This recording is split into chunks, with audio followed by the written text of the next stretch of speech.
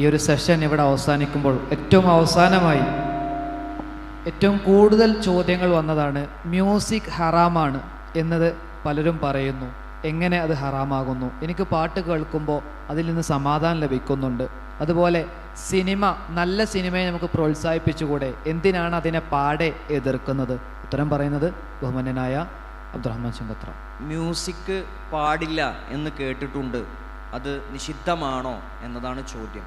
നബി സല്ലല്ലാഹു അലൈഹി വസല്ലം പറഞ്ഞ ഒരു വാചകം മ്യൂസിക് നിഷിദ്ധമല്ല എന്ന് പറയുന്ന മുസ്ലിം പണ്ഡിതന്മാരുള്ളത് കൊണ്ടാണല്ലോ അങ്ങനെ ഒരു സംശയം ആളുകളുടെ മനസ്സിൽ വരുന്നത്.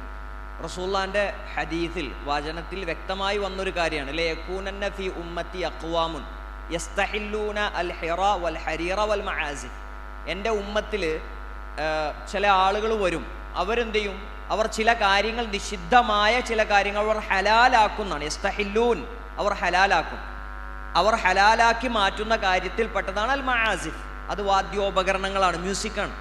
അപ്പോൾ അത് ബേസിക്കലി ഹറാമായതുകൊണ്ടാണ് അത് പിന്നീട് ഹലാലാക്കുന്ന ചില ആളുകൾ ഇവിടെ വരും. പട്ട്, വ്യഭിചാരമൊക്കെ ഹറാമായ കാര്യം ഹലാലാക്കുന്ന കൂട്ടത്തിൽ എണ്ണിയ ഒരു കാര്യമാണ് മ്യൂസിക് എന്നുള്ളത്.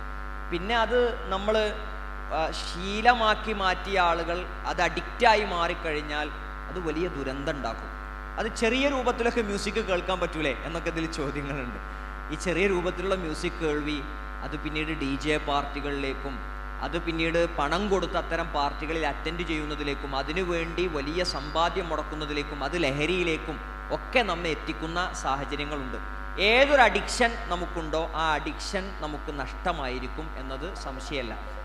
സിനിമയെക്കുറിച്ച് ഇവിടെ പല ചോദ്യങ്ങളും വന്നു. ഇസ്ലാമികമായ സിനിമകളൊക്കെ എടുക്കുന്ന ആളുകളുണ്ട്, അതൊക്കെ നമുക്ക് ഹറാമെന്ന് പറയാൻ പറ്റുമോ എന്നൊക്കെ ചോദ്യമുണ്ട്. എല്ലാ സിനിമകളിലും അനിസ്ലാമികതകളുണ്ട്.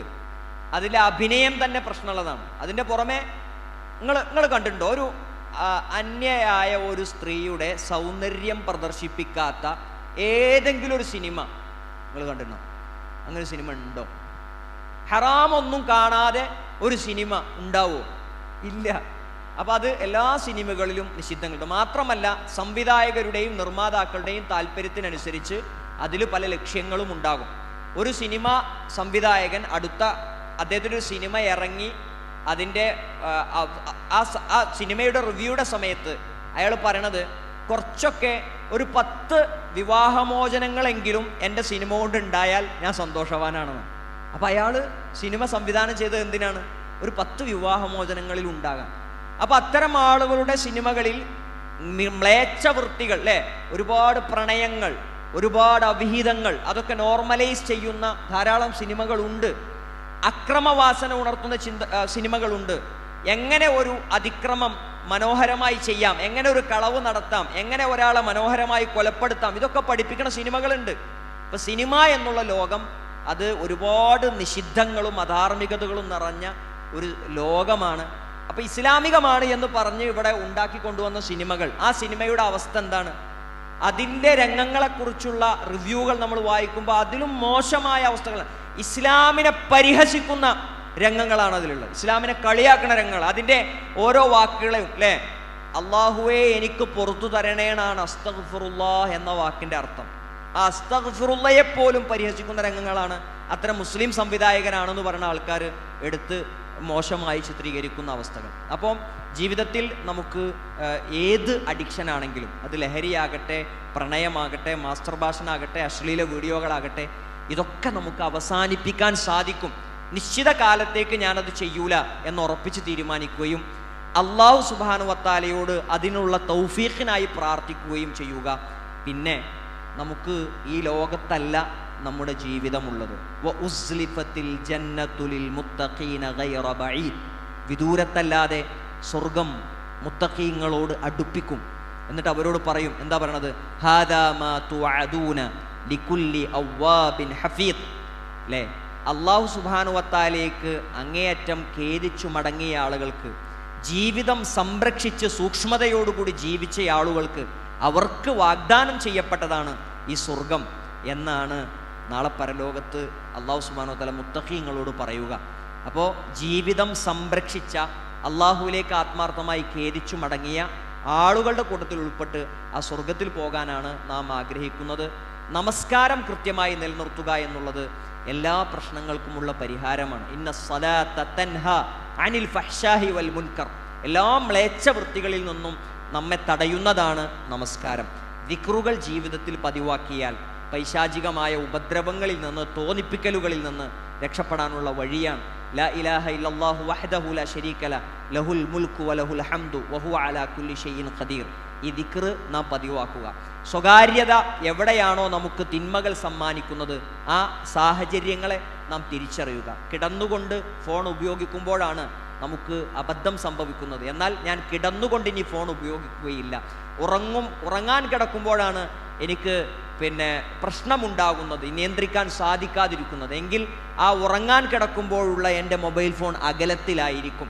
ഇങ്ങനെ നമ്മൾ നമ്മെ തന്നെ നിയന്ത്രിച്ച്, എൻ്റെ ഫോണ് അതിൻ്റെ നിയന്ത്രണം, പാരൻറ്റിങ് കൺട്രോൾ, അത് എൻ്റെ ഉമ്മയുടെ ഫോണിൽ ഇങ്ങനൊരു ആപ്പുണ്ട് ഉമ്മ, ഈ ആപ്പ് നിങ്ങൾ ഇൻസ്റ്റാൾ ചെയ്ത് കഴിഞ്ഞാൽ എൻ്റെ ഫോണിൽ ഞാൻ എന്തൊക്കെ കാണുന്നത് നിങ്ങൾക്ക് മനസ്സിലാവും. അതുകൊണ്ട് എനിക്കൊരു നിയന്ത്രണത്തിന് വേണ്ടി ഉമ്മ ഈ ഫോണ് നിയന്ത്രിക്കണം, ഞാൻ എന്തൊക്കെ കാണുന്നതെന്ന് ഇതിലെടുത്ത് നോക്കണം, എന്നാൽ എനിക്കൊരു നിയന്ത്രണം സാധ്യമാകും എന്ന് പറഞ്ഞ് നമ്മുടെ അനിയത്തിക്ക്, നമ്മുടെ അനിയന്, നമ്മുടെ ജ്യേഷ്ഠന്, നമ്മുടെ ഉമ്മാക്ക്, നമ്മുടെ ഉപ്പാക്ക് ആർക്കും ഓപ്പൺ ചെയ്യാൻ പറ്റുന്ന രൂപത്തിലുള്ള പാസ്വേഡുകളാണ് നമ്മുടെ മൊബൈൽ ഫോണിലെങ്കിൽ തീർച്ചയായും നമുക്ക് നിയന്ത്രണങ്ങൾ സാധ്യമാകും. നമ്മളെ അള്ളാഹുവിന് ഇഷ്ടമുള്ളത് കൊണ്ടാണ് അള്ളാഹു സുബ്ഹാനഹു വ തആല നമ്മെ ഇത്രകാലം നാം ചെയ്ത തെറ്റിൻ്റെ പേരിൽ യാതൊന്നും തന്നെ ചെയ്യാതെ നമ്മെ അള്ളാഹു സുബ്ഹാനഹു വ തആല വെറുതെ വിട്ടിട്ടുള്ളത്. എന്നാൽ അള്ളാഹു സുബ്ഹാനഹു വ തആല നാളെ പരലോകത്ത് ഇതെല്ലാം വെളിച്ചത്ത് കൊണ്ടുവരുന്ന ഒരു രംഗത്ത്, നമ്മുടെ സ്വകാര്യതകൾ പരസ്യമാകുന്ന സമയത്ത് നാം നീചനാണ്, മ്ലേച്ഛനാണ് എന്ന് ആളുകൾക്ക് മുന്നിൽ പറയേണ്ട ഒരു സാഹചര്യം ഉണ്ടാവരുത്. ഭൂമി സംസാരിക്കുന്ന, ശരീരം സംസാരിക്കുന്ന ആ ഒരു ദിവസത്തെ ഭയപ്പെട്ട് സൂക്ഷ്മതയോടുകൂടി ജീവിക്കുക. നാളെ പരലോകത്തും ദുനിയാവിലും അല്ലേ, വമൻ അഅറദ അൻ ദിക്രി ഫഇന്ന ലഹു മഈശത ദൻക എന്നാണ്. ദുനിയാവിലൊരു കുടുസായ ഒരു ജീവിതമാണ്. അള്ളാഹുവിൻ്റെ ഉത്ബോധനങ്ങളെല്ലാം കാറ്റിൽ പറത്തിക്കൊണ്ട് അതിൽ നിന്ന് പിന്തിരിച്ചു പോകുന്ന ആളുകൾക്കുണ്ടാവുക എന്ന് മനസ്സിലാക്കി ആശ്വാസമുള്ള, സന്തോഷമുള്ള ജീവിതത്തിനായി ആഗ്രഹിക്കുക. അള്ളാഹു നമ്മെ അനുഗ്രഹിക്കുമാറാകട്ടെ. അസ്സലാമു അലൈക്കും. ജസാക്കുമുല്ലാഹ് ഖൈർ. അൽഹംദുലില്ലാ, ഒരുപാട് ചോദ്യങ്ങൾ, നിങ്ങളുടെ സംശയങ്ങൾ ഇവിടെ ദൂരീകരിക്കപ്പെട്ടു എന്നാണ് മനസ്സിലാക്കുന്നത്. നിങ്ങളുടെ മനസ്സ് ഇപ്പോഴും പല ചോദ്യങ്ങൾക്കും വെമ്പുന്നുണ്ട്. എൻ്റെ ചോദ്യങ്ങൾക്ക് എന്തുകൊണ്ട് മറുപടി കിട്ടിയില്ല എന്ന ചോദ്യങ്ങൾ നിങ്ങളുടെ ഉള്ളിൽ ഉയരുന്നുണ്ടാകാം. തീർച്ചയായും നിങ്ങൾക്കുള്ള പരിഹാരമാണ് നേരത്തെ ബഹുമാന്യനായ ഷബീബ് സ്വലാഹി പറഞ്ഞത്.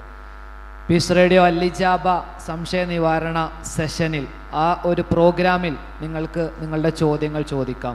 പീസ് റേഡിയോ ഇൻസ്റ്റാൾ ചെയ്താൽ അതിൻ്റെ ഫീഡ്ബാക്ക് ഓപ്ഷനിൽ നിങ്ങൾക്ക് ആ ചോദ്യങ്ങൾ ചോദിക്കാനുള്ള അവസരമുണ്ട്. തീർച്ചയായും ചിലപ്പോൾ നാളെ മറ്റന്നാളോ അതിൻ്റെ ഉത്തരം കിട്ടിയില്ല എങ്കിൽ പോലും ഒരിക്കൽ മാസത്തിൽ 2 മാസത്തിൽ ഒരിക്കലെങ്കിലും ആ ചോദ്യങ്ങൾക്കുള്ള ഉത്തരം അവർ നിങ്ങളെ വിളിച്ചറിയിക്കും. നമ്മൾ അനുഭവിക്കുന്ന ഒരുപാട് പ്രയാസങ്ങൾ, പ്രത്യേകിച്ചും +1 +2 തലങ്ങൾ പഠിക്കുന്ന നിങ്ങളെ പോലെയുള്ള ഓരോ ആളുകൾക്കും ഒരുപാട് ഇതുപോലുള്ള ചോദ്യങ്ങൾ ഉന്നയിക്കാനുണ്ടാവും. അതൊക്കെ തുറന്ന് ചോദിക്കാനുള്ള 24 മണിക്കൂറും പ്രവർത്തിക്കുന്ന ഒരു റേഡിയോ ആണ് പീസ് റേഡിയോ. നിങ്ങളത് ഇൻസ്റ്റാൾ ചെയ്തിട്ടാണ് ഇവിടുന്ന് പോകുന്നത് എന്ന് ഉറപ്പാക്കുക. അല്ലാഹു സുബ്ഹാനഹു വ തആല അനുഗ്രഹിക്കട്ടെ. ഈ സെഷൻ ഇവിടെ അവസാനിക്കുകയാണ്. വാഖിർ ദഅവാന അനിൽ ഹംദുലില്ലാഹി റബ്ബിൽ ആലമീൻ. വസ്സലാമു അലൈക്കും വറഹ്മത്തുള്ളാഹി.